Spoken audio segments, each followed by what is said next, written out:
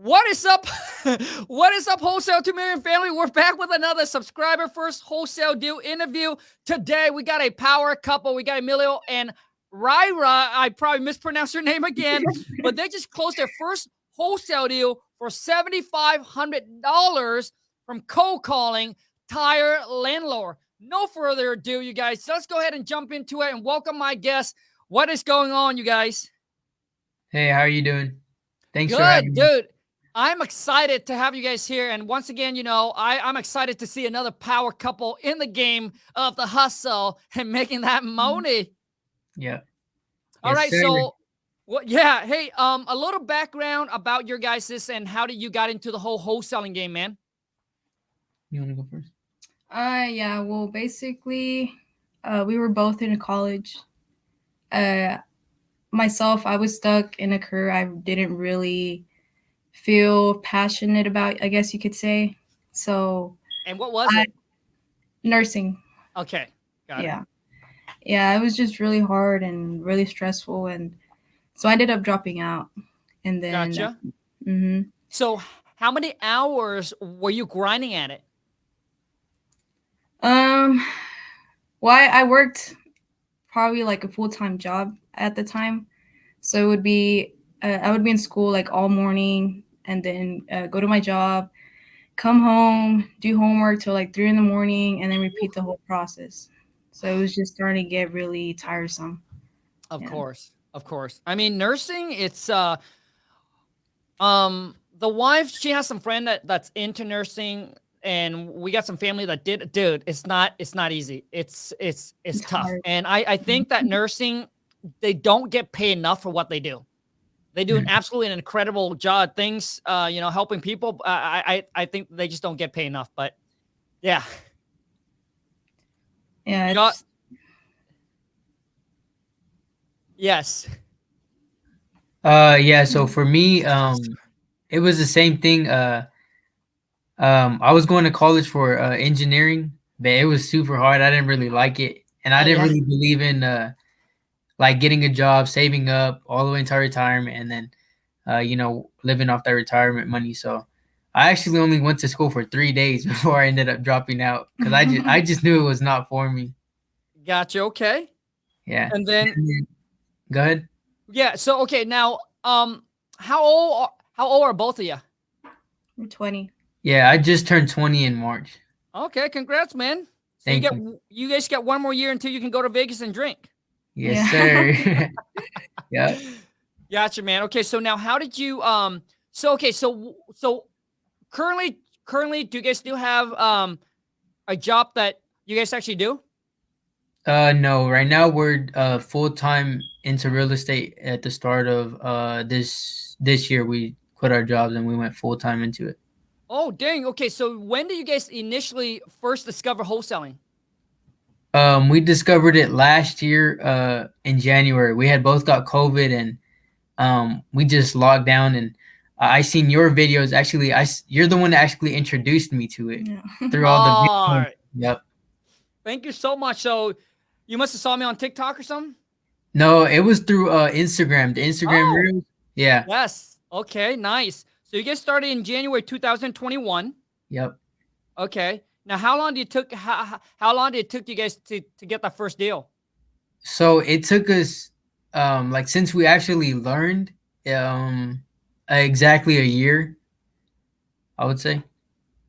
Oh, wow. Okay, so it took you guys from January 21 and then until January of 2022. Well, actually a year and 2 months in because it was in March whenever we closed it. Dang, you guys are really committed. Well, the thing is we never really took it serious. Like we were always just learning Mm, and we would dibble dabble here and there and we were like, why aren't we getting deals? Why aren't we getting deals? It's because we were afraid to cold call and mm. just really put ourselves out there. But the start of this year is like whenever we really just locked down and we said, hey, it's now or never. Like we wasted too much time. We'd always tell each other, you know what, we'll do it next week. Well, no, we'll do it next week for sure. No, next week, and they just kept going and going. But we finally jumped in, and the middle of January we got a dollar, and we really jumped in hot. And I guess from whenever we really started, it took us about a month and a half. To actually get a deal done. Yes, sir. Okay, now let's talk about you guys' first deal. So the list came from Tire Landlord. Yes, sir. So where did you get that list? We got it from PropStream. Okay. Now, for those of you who don't know, all right, I've been using PropStream for many years. You can go to this. Let me give you guys a site here. Go check them out. I know. Just go to dealsformenow.com. You get a 7 days free trial with my link. So after that, at least it gets you somewhat get you started for the free trial. So okay, so you pull a list of Tire Landlord, and then what do you do after that? We just threw it into the dialer and started cold calling it. What dialer do you guys use? We use call tools. Okay, so you guys use call tools for the dollars. Okay, and then just continue. So she's break down actually the whole entire process. Yeah, so tell me. Yeah, so from there, I called the list. I was actually calling him about another property. So that's why when you call, you always ask, like, do you have another property you want to sell? Yeah. And then we came across that one, which actually ended up being a fire damage property. And it turns out he had already bought it like that. Okay. Yeah. Mm-hmm.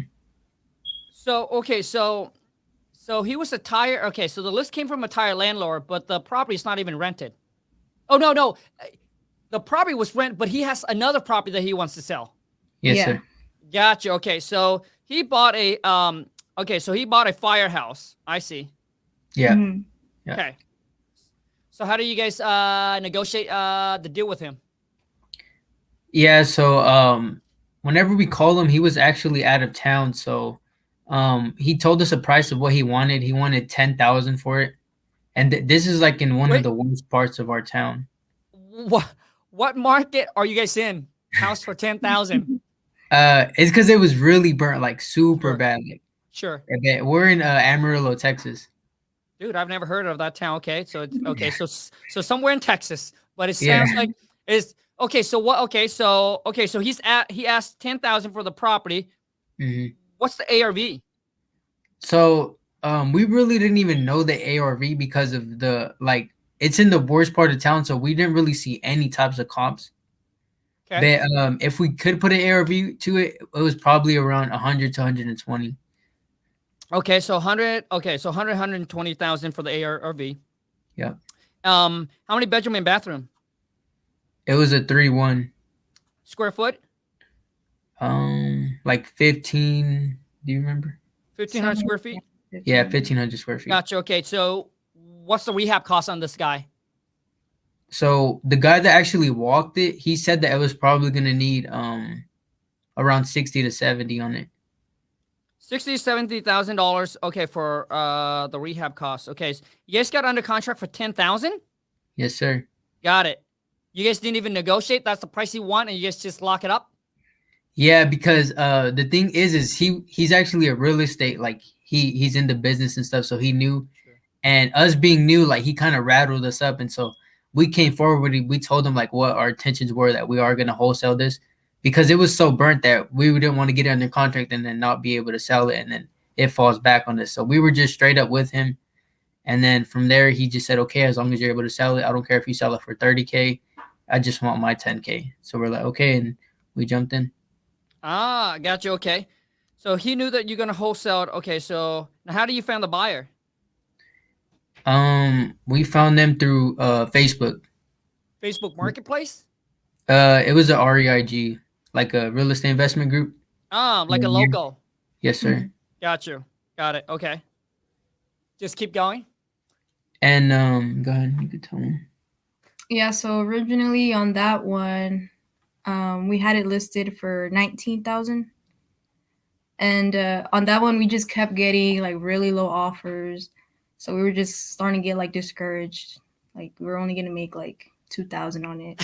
Okay. So we're like, okay, like, you know what? I mean, it's better than nothing. But we waited and waited, and then we finally had because I put my number on the post that I was making, and I had somebody text me about it that they wanted to go see it, and they were ready to close within a week. Price was good and everything was good, so we set up a walkthrough that same morning, and it turned out to be a realtor. Oh, okay. Mm-hmm. So you Yeah. just end up working with both realtor. Now, do you have now? How did the commissions and all that work? Do you guys have to pay any commission? No, so it was actually her husband was buying it, but Mhm. she's the one that reached out to us talking about it. Yeah. So we got it under contract like on a Wednesday, the middle of a Wednesday, like 12 a.m. And we posted it. And then by next morning, we went to go do the walkthrough. So we sold it like within 24 hours. Wow. Okay. Yeah. So now before that, you guys got a lot of offer that came in was low. You said, right? No. Yeah. We got one for like 12,000, another one for 3,000. Yeah. Yeah. The guy that offered you $2,000 or $3,000, man. Now that is a wholesaler wholesaling to another wholesaler. Yeah. Yeah. Gotcha, man. Okay. So you got the buyers to come out. Now let's talk about the earnest money deposit. Since you're working with an agent, how did that go? They ended up just putting $500 EMD, non-refundable. Wait, okay. How much did you put it under? How much was the earnest money that you had to put with the seller? 0. Oh, the agent, the agent didn't ask you for anything? No, because it was her husband that was really buying it, so we were never really going with the realtor. She's just the one that contacted us. Right. I'm talking about the agents that's that you got the property under contract for. Oh no, he wasn't an agent. Oh, okay. I thought you said he's an agent. Okay, so he's not a No. real estate agent. No, he's a real estate investor. Like he has hundreds of properties. Ah, I got you. Okay, I'm sorry. I mean, okay. Okay, what was the earnest money that you have to put down with him? 0. Oh, Yeah. got you. So he didn't care. No, he just said, "Hey, well, you could just sell it off. Just make sure that I get my 10,000." So we're like, "Okay," and we did that. So now, did you have to send that purchase and sale contract into the title company? Yeah, we went through a title company. No. Okay, so when you locked the property under contract with the seller, did you guys send that contract into a title company to get escrow open, or did you just hang on to the contract? We waited until we got the buyer. I see. Got it. Mhm. Got it. Okay. And the buyer puts okay. And how much is the non-refundable deposit did the buyer put down with you? It was 500. Okay. Why 500? I don't even remember. They just said that Yeah, we I could think- put down 500, and so that's what we did. Okay. So for just a tip for you guys and for those that are watching this, like obviously it depends on the deal, and to me there's enough spread in this deal where you could like it needs to be at least $2,500, man. Like in my for my deal, so my average wholesale deal is between 20 to 25,000. Typically I ask my buyer to put at least 5,000 down. Yeah. And the reason why is because listen, because you never know, man. Sometimes the buyers say that they will do it, and then boom, $500 is just not enough skin in the game. Yeah. Like if I put down $500, man, I'll walk away the next day, right? Because the buyer that's going to buy this property for 10, 20, 30, 40, 50,000, let's just say he's going to buy this for 10,000. He knows he's going to put another 60,000. I mean, does he care if he put down $2,500 or $5,000? Right? Like that's like pennies. Like that's pennies to him, Yeah. or her, or whoever it is that you're dealing with. So make sure, for those of you watching and listening, you need to get your buyer to put as much skin in the game as possible. That way, if they ever back out, guess what? You guys at least get paid for your time. Mm-hmm. You know, and then you can go do the whole process all over again. But to me, 500 is just not enough. Now, is that what the buyer tells you, that they can put down $500? It just all happened so fast. Like we were thinking about putting down anywhere from 1,000 to 2,000. Yep. But the buyer was like, "Yeah, we could put down 500." And just by the way they were talking, like we were pretty confident that they were going to be able to do it, because her husband was a contractor and he owned a plumbing company and electric company. Sure. So, like, once again, I mean, I have it happens to me, so I don't want it to happen to you, where I had confidence the buyer was going to close. The buyer say, "Hey, Khang, I'm just going to put $1,000. And I typically get 5 G's, right? And I say, "Okay, fine." And then boom, guess what? Buyer couldn't do it, because not because they don't have the money, but because something came up with their family where they decide, the husband and the wife, now they're fighting, so they're not going to move forward. So you need them to have a lot of skin in the game, and if they ever back out, you at least get paid for it. So I mean, and there's nothing wrong with coming back and saying, "Hey, you know what? instead of saying you. So since you guys are partner, I also want to know how are you guys separating the work? Because I would have say, hey, you know what? My partner said that, hey, you know, we're looking for more than $500. You know, she's thinking about more like $2,000. Would that work for you? So instead of you negotiating directly with that person, which could cost a conflict, right? Mm-hmm. So let's just say if I negotiate directly with you, oh, dude, $500, man, come on, dude. Like, I need at least $1,000. It could cost a conflict, but if I go off and I say, yeah, Emilio, you know what? Like $500, man. I mean, I talked to my partner already. She's looking more of like $2,000 because that's our typical average, deposit. Like, does that work for you? So there's nothing wrong with going back and asking for a little bit more. Like, the worst case is the buyer's going to say no. Yeah. If the buyers say no, it's not going to work. Say, okay, let me talk to my partner again and see if I can get them or her or him on board. Okay. Mm-hmm. So that's how you leverage when you negotiate. Make sure you're not the one that negotiating directly with them, but make sure there's someone that you put in between. So it makes the negotiating a lot better. That's all I'm saying. Yeah. Okay. So now how do you guys separate the work? In terms of what? In terms of like, what do you do and what does she do? We just both do the same thing. We both get up early and we just both get onto calling. That's it. And then once we get a property in the contract, then either one of us would just post it in the groups or send it out to our cash buyers. I see. Okay. So you guys kind of both do the same thing. So you would pull the list, split it 50-50. She does the calling, you do the calling. Now, do you guys exchange? So I guess what I want to know is like, do you guys, so let's just say that you talk to a seller wants to sell.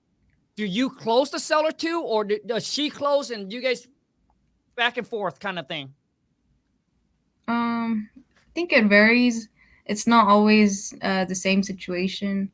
Usually, in some cases, I only talk to that one seller, or he only talks to that one seller, or we'll like alternate depending on like the situation. Mm-hmm. Okay, I see. So I mean, as you guys go along, and if you really want to structure this and put, and put like kind of more like a system in place, that way, you're kind of not all over the place and everyone, like both of you are doing kind of everything. I think more as you go along, structure it a little bit better, right? So that way, maybe you can be the purchase manager if the seller that she talks to, or maybe you, so let's just say if I talk to Bob, and then I'll talk to Bob want to sell, and then I would set an appointment up for my partner to call, to make the offer, to put the prop in a contract. So now when the seller talks to you, it makes like, you have a team in place and things like that. It just sounds a little bit more legit. And that way you guys are not cross-working each other. Does that make sense? Yeah, that makes sense. Yeah. Okay, good.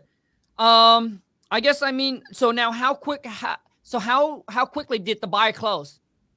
Yeah, so whenever we set out the date for a month to close, but the buyer said that they wanted to do it faster, but the title company was just being really slow with it and wasn't really pushing it through. So we had to like get on them and call them, hey, we want to push this through. And so we were able to close with the 20 days with the contract. Okay, so the buyer tells you that they can close ASAP. Uh-huh. Now, okay.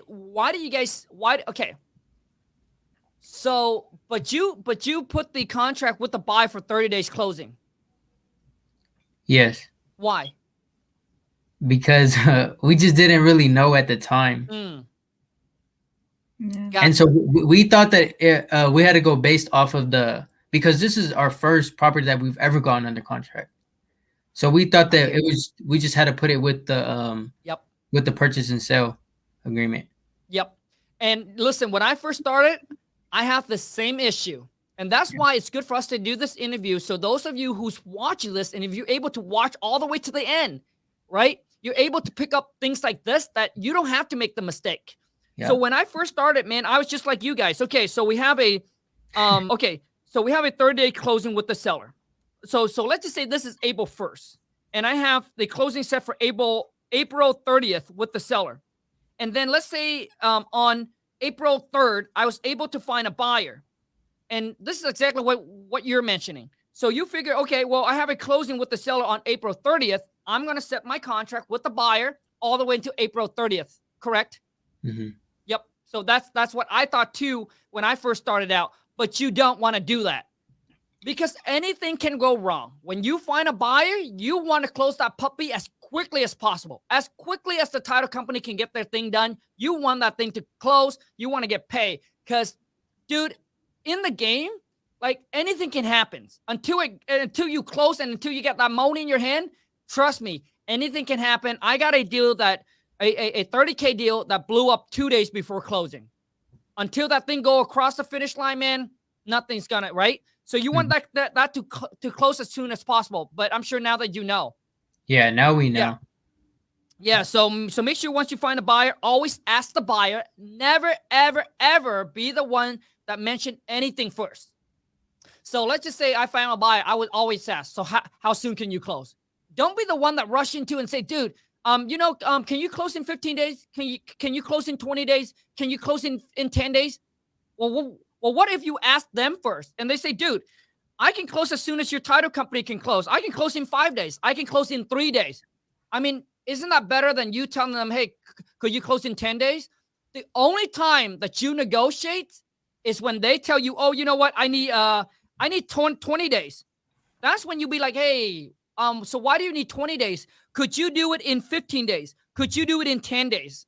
That's the only time. But if they tell you they can close in 3-5 days, that's better for you. All right? Yeah. Okay, so anyways, that's pretty much it for the deal. So how can people connect with both of you? So right now we're just on Instagram and Facebook. My Instagram is Emilio_invest. That's it. That's it. That's it. Okay. Okay, what are some tips, some feedback or advice that you guys, or maybe some lessons that you guys have learned that you can give back to the audience, man? Probably not to procrastinate and actually do the work. I feel like that's the main thing. And then, I mean, wholesaling is not hard. Just overall, it's just, you just have to put in the work.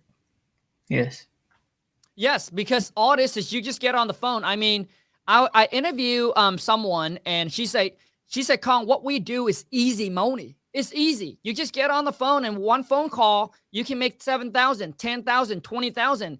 I've seen contractor. I've seen what they do for work. That's hard work. Mm-hmm. You know, being a nurse is hard. You know, and being able just to get on the phone and just to close a deal and boom. Like I've seen my brother. He's a mechanic. That's hard work. Yeah. With us, all we do is we just sit here and and then one deal we'll make as much as someone makes in a whole entire year. Yeah. So it's all about perspective, but yes, to me it's easy money, easy work. Yeah. I would say that to just don't get too much caught up into the numbers game, because if we went through the numbers game with this first deal, then we wouldn't have even gotten it. Because if you do ARV times 0.7 minus rehab minus fee, it goes down to like 7,000. Right. And the thing is people were telling us like, you're not gonna be able to sell it. You're not gonna be able to sell it. And we just we posted it up there and we were able to sell it. And actually the seller told us that 3 other wholesalers got it under contract and they weren't able to sell it. So yeah. Well, good for you guys. Good for you guys. So I mean, now when you mentioned procrastination, my question back to you is that how do you guys get over it? It was our why. Why. Like that's what I'm saying. When it was in January, we broke down. Like literally, we started crying. We said like, it's gonna be now or never. And if we just keep telling ourselves we're gonna do it next week, the next day, you're never gonna do it. So you need to jump in now, hit the ground running, and just go after it. It's not hard. You're not gonna die from a phone call or nothing like that. And we were so scared to call. Like, man, it was crazy. But just jumping in and just knowing your why and thinking about that why every day and just Well, I mean, way to go. I want to say congrats to both of you. So after you close this deal, you guys both decided to quit your JOB and go all in? Yeah, right now we currently have 2 properties under contract. One with the same seller and then another one. Oh, dang. Okay, now how much are you going to get? Now, how much is you guys going to make on these 2 deals? So one of them's a vacant lot, and we're gonna make anywhere from 7 to 10. I'm still trying to sell it, but I'm pretty deep into it. I'm like 2 weeks into it, but the seller told me the same thing. Like that, I have people going to look at it today actually, and then the other one, we just got it under contract Sunday, so we're still working with that one, and that one should be 5 to 10 as well. Okay. So 5. Okay. So 5 to 10K. You guys are in a market where the ARV is it's 100,000 or so. Yeah, it's between 125 to 175, I'd say, in between Okay, there. gotcha. 125. Okay. So I mean that makes total sense. In those market, your average assignment fee is probably between that 5 to 10,000. Your home run deal is probably going to be like 20 G's because obviously the ARV is not that high for you to make a bigger spread. Now, are you guys in my Discord channel? No, I'm Oh not. my gosh. Okay. Honestly, biggest mistake ever. Jump onto my Discord channel, and I promise you, could be today, could be tomorrow, could be the next day that you guys gonna get these deal sold. We got 20,000 member on there already. All right. This is the biggest real estate investing Discord group that you guys can be a part of. Just go to tmcnftproject.com or the link I'll put in the descriptions. But go on there and network. I've seen people on there that are JV deal together, like that fan buyer. We got buyers on there as well. We got wholesaler on there as well. It's a very, very big and active group. So if you go on there, if you reach out, I promise you get your deal sold. Okay. Yeah. So if you guys are not on the Discord, just join us. It's completely free. There's no cost to you guys. Okay. Just go to tmcnftproject.com. That's it. So anyways, any last word that you guys want to say to the viewer? Yeah. I'd say just don't get discouraged. Just as long as you keep putting the work in, you're gonna get results. Yes, put the work in and you're gonna get results. Like it's literally a proven fact. Like whenever we were doing it last year, we were just calling one day and then wait 2 weeks.